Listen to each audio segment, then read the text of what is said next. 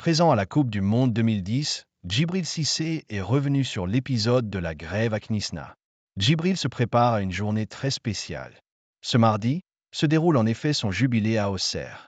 L'occasion de retrouver Guy Roux, qu'il a lancé à l'AJA et qu'il considère comme son deuxième père.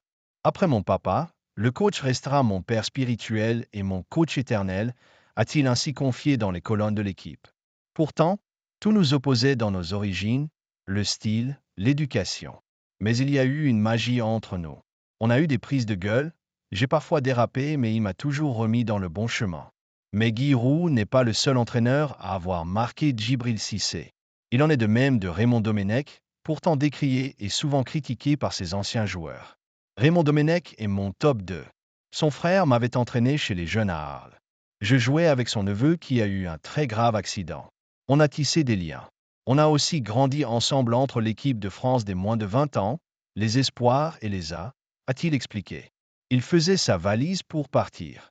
L'ancien buteur est également revenu sur l'épisode de la Coupe du Monde 2010 en Afrique du Sud et notamment sur la grève des Bleus après la mise à l'écart de Nicolas Anelka.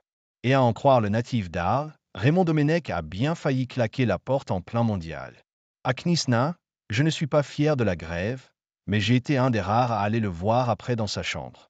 Dépité, il faisait sa valise pour partir.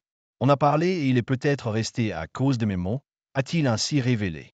Djibril Cissé ne lui en veut d'ailleurs pas de ne pas l'avoir retenu pour l'Euro 2008, l'ancien Lyonnais lui préférant Bafétimbi Gomis. En 2008, il m'écarte aussi de l'Euro après le doublé de Bafé contre la Colombie. J'aurais fait pareil, même si j'avais loupé la Coupe du Monde, en raison d'une blessure à la veille du départ en Allemagne. Le foot, ce n'est pas la charité, a-t-il en effet indiqué.